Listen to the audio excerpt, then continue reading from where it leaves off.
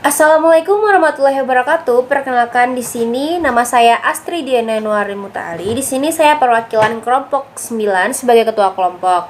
Di sini kami dari kelompok 9 ingin mempresentasikan tentang materi manajemen BK anak usia dini dari aspek program bimbingan dan aspek ketenaga bimbingan di PAUD.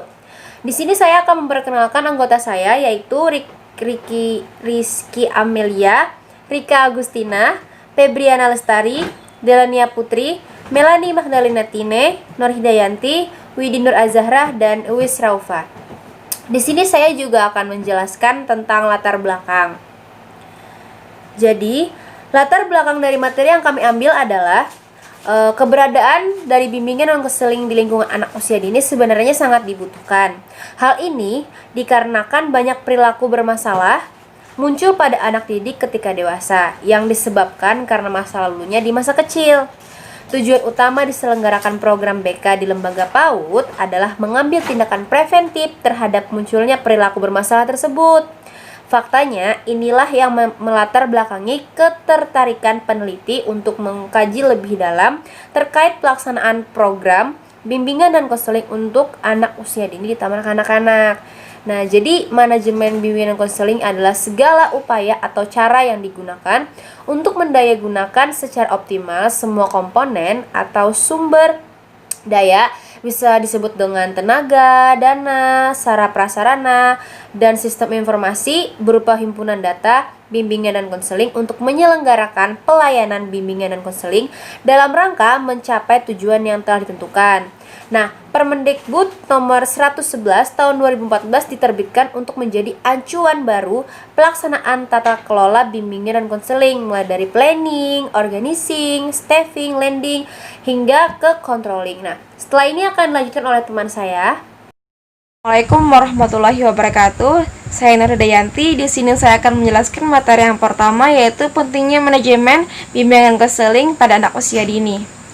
Manajemen bimbingan dan konseling adalah segala upaya atau cara yang digunakan untuk mendayagunakan secara optimal semua komponen atau sumber daya seperti tenaga, dana, sarana prasarana dan sistem informasi yang berupa himpunan data bimbingan dan konseling untuk menyelenggarakannya pelayanan bimbingan konseling dalam rangka mencapai tujuan yang telah ditentukan.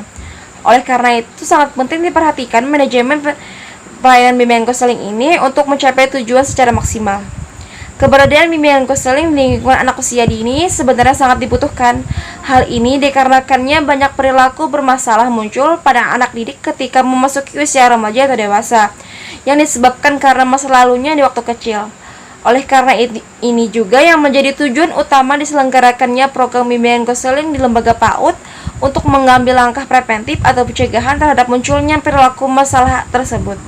Oleh karena itu sangat diperhatikan permasalahan-permasalahan sejak dini agar dicegah untuk berlanjut pada usia-usia yang akan datang.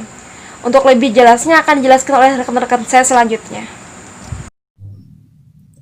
Assalamualaikum warahmatullahi wabarakatuh. Perkenalkan nama saya Widi Nur Azahra, NIM 191013220008. Saya akan menjelaskan tentang manajemen bimbingan dan konseling untuk anak usia dini. Sebuah organisasi layanan bimbingan dan konseling dengan program yang telah dirumuskan dengan baik tidak mungkin akan tercipta, terselenggara, dan tercapai dengan baik jika tidak memiliki suatu sistem tata kelola atau manajemen yang bermutu, dalam arti dilakukan secara jelas, sistematis, dan terarah. Stoner Nutrition 2003 menjelaskan tentang arti penting sebuah manajemen,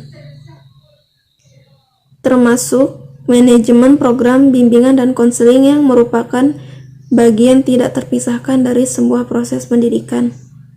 Jadi, manajemen bimbingan dan konseling anak usia dini dapat diartikan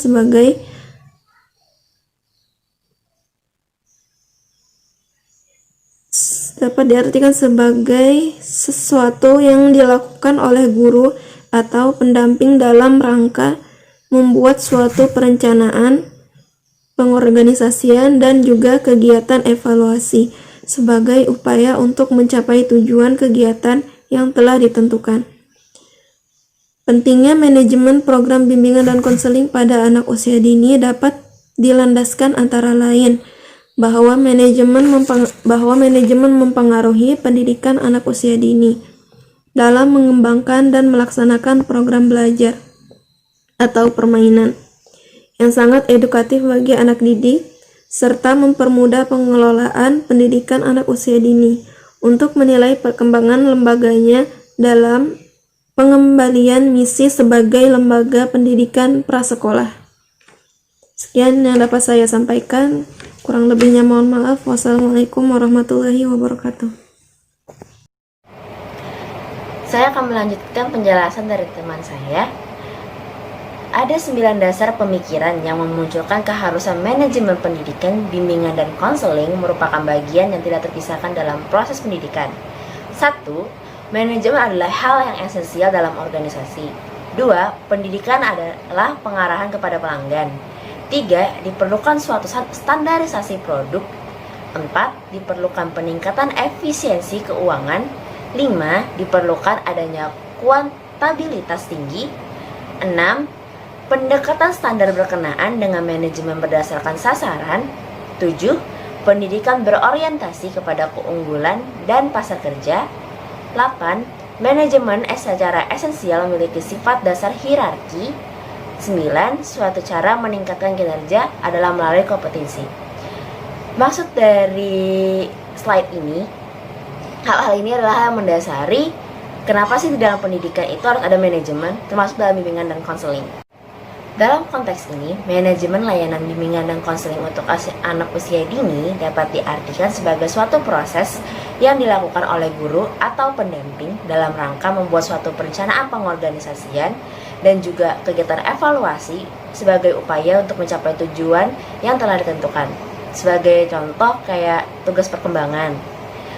Pentingnya manajemen program bimbingan dan konseling pada anak usia dini dapat dilandaskan antara lain bahwa manajemen mempengaruhi pendidikan anak usia dini dalam pengembangan dan melaksanakan program belajar atau bermain secara edukatif dan menyenangkan bagi anak, serta mempermudah pendidikan anak usia dini untuk menilai perkembangan lembaganya dalam pengembalian misi sebagai lembaga pendidikan prasekolah.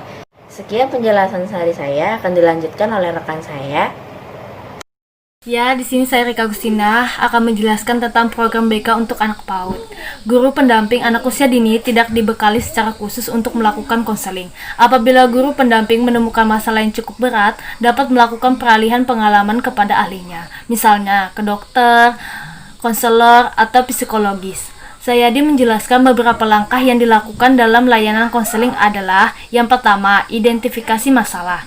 Kedua, analisis masalah. Ketiga, diagnosis. Yang keempat, prognosis. Yang kelima, pemberian bantuan. Dan yang keenam, evaluasi tindak lanjut. Assalamualaikum warahmatullahi wabarakatuh. Nama saya Rizky Amelia, NIM 1910123220020. Saya akan melanjutkan presentasi dari teman saya.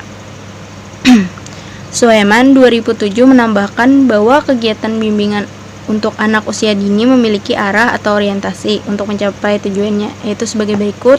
Yang pertama, membantu mengembangkan proses interaksi baik dengan dirinya dan juga dengan orang lain serta lingkungannya secara efektif.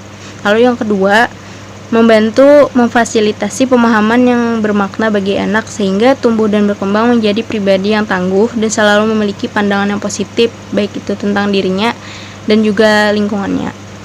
Lalu yang ketiga, membantu anak melakukan pemaknaan diri dan lingkungan sehingga posisi dirinya dalam lingkungan jadi lebih baik dan bermanfaat. Lalu yang keempat, klarifikasi tentang tujuan dan nilai-nilai. Nah, jadi guru atau pendamping membantu anak supaya memiliki tujuan dan nilai yang jelas, positif, dan juga bermakna. Yang kelima, tingkah laku yang akan datang. Nah, guru atau pendamping membantu anak membuat rencana pengembangan pribadi, sosial, karir, ataupun keluarga, baik jangka pendek ataupun jangka panjang, sehingga mereka memiliki masa depan yang lebih jelas dan terarah. Nah, baiklah, sekarang selanjutnya akan dilanjutkan oleh teman saya. Perkenalkan, nama saya Eis Raufa NIM 16101233 247. Di sini saya akan menjelaskan aspek ketenagaan BK untuk AUD. Yang pertama, secara terus-menerus meningkatkan pengetahuannya tentang tingkah laku dan konseling dengan banyak membaca atau menelaah buku-buku atau jurnal-jurnal yang relevan, menghadiri acara-acara seminar, dan diskusi tentang berbagai hal terkait profesinya. Yang kedua, menemukan pengalaman-pengalaman hidup baru yang membantunya untuk lebih mempertajam kompetensi dan mengembangkan keterampilan konselingnya. Jadi di sini saya akan melanjutkan penjelasan dari teman saya membahas tentang aspek ketenagaan BK untuk anak usia dini. Yang ketiga adalah mencoba gagasan-gagasan atau pendekatan-pendekatan baru dalam konseling. Mereka senantiasa mencari cara yang paling tepat atau berguna untuk membantu konseling dengan pelayanan yang maksimal. Berarti di sini konselor senantiasa berusaha memberikan pelayanan semaksimal mungkin untuk membantu memecahkan masalah yang dialami oleh para konseling. Yang keempat ada mengevaluasi efektivitas konseling yang dilakukan dengan melihat setiap pertemuan konseling agar dapat bekerja lebih produktif. Yang berarti konselor melakukan evaluasi guna mengetahui apakah pelayanan yang ia berikan kepada konseling itu sudah maksimal apa belum, berhasil atau tidak. Yang kelima, ada melakukan kegiatan tindak lanjut terhadap hasil evaluasi yang telah dilaksanakan untuk mengembangkan atau memperbaiki proses konseling. Berarti kegiatan tindak lanjut ini diarahkan untuk mengukur keberhasilan kegiatan yang telah dilaksanakan. Kegiatan ini apakah berhasil atau tidak? Jika berhasil mungkin bisa dikembangkan lagi, atau jika kegiatan ini tidak berhasil maka diperlukannya perbaikan proses konseling. Selanjutnya akan dijelaskan oleh teman saya. Baik, di sini saya akan melanjutkan presentasi dari teman saya. Kesimpulan, manajemen layanan bimbingan konseling untuk anak usia dini dapat diartikan sebagai proses membuat suatu perencanaan, pengorganisasian, dan juga kegiatan evaluasi sebagai upaya untuk mencapai tujuan kegiatan yang telah ditentukan.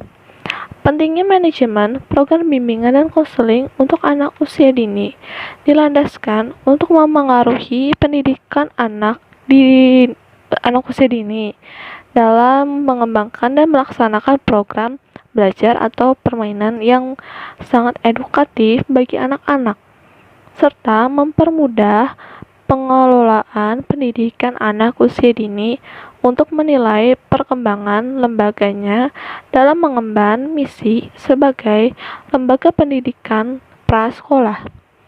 Konselor yang memiliki kompetensi akan melahirkan rasa percaya diri anak atau konseli untuk meminta bantuan konseling terhadap konselor tersebut.